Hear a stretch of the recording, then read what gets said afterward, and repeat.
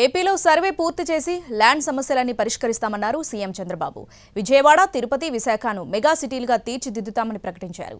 సంపద పెంచేందుకు కృషి చేస్తున్నామని, అందులో భాగంగా P4కు ప్రాధాన్యత ఇస్తున్నామని తెలిపారు సీఎం చంద్రబాబు. ల్యాండ్ రికార్డ్స్ అన్నిటికీ ఇప్పుడు రాజముద్ర ఒకప్పుడు సొంత ఫోటో వేసుకుని ఎవరికి వాళ్ళకి ఇష్టం లేకపోతే అవన్నీ 22A కింద పెట్టేసి ల్యాండ్ రికార్డ్స్ అన్ని అతలాకుతలం చేశారు, గందరగోళం చేశారు. ఒక విధంగా చేయాలంటే కయాస్ క్రియేట్ చేశారు.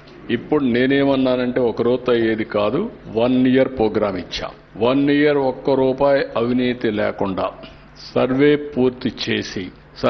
పూర్తి చేసిన తర్వాత వాళ్ళకందరికీ రాజముద్రతో QR కోడింగ్ పెట్టి బ్లాక్ చైన్ టెక్నాలజీ పెట్టి ఎవ్వడు ట్యాంపర్ చేయడానికి వీల్లేదు. ఇంకా వన్స్ ఫర్ ఆల్ పర్మనెంట్ గా సార్ట్అవుట్ చేస్తాం.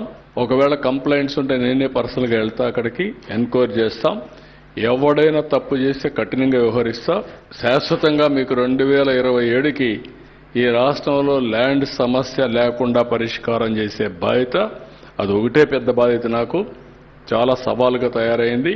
అందుకే టెక్నాలజీ కూడా పక్కాగా వెళ్తున్నా. Tirupati is a city of tanks, Vijayawada is a city of canals, Visakhapatnam is a city of beaches. ఈ 3 profile as it is maintain చేస్తాం. తిరుపతి రాబోయే రోజుల్లో ప్రిఫర్డ్ వెడ్డింగ్ డెస్టినేషన్ హబ్ గా తయారవుతుంది. వెంకటేశ్వర స్వామి దగ్గర పెళ్లి చేసుకోవడం కంటే మహాభాగ్యం ఒకటి ఉండదు. తిరుపతి విల్ బికమ్ రాబోయే రోజుల్లో విశాఖపట్నం, అమరావతి, తిరుపతి 3 సిటీస్ ఉంటాయి. మెగా సిటీస్ గా డెవలప్ చేస్తాం. ఆ ప్రణాళికలు తయారు చేస్తున్నాం. అవన్నీ కూడా కంప్లీట్ చేస్తాం. అందుకే P4 తీసుకొచ్చాం. ఇప్పటికి ఒక 10 లక్షల కుటుంబాల్ని P4 ద్వారా అడాప్ట్ చేసుకున్నాం. ఈ 2026 నేను ఎక్కువ ఫోకస్ పెడతాను.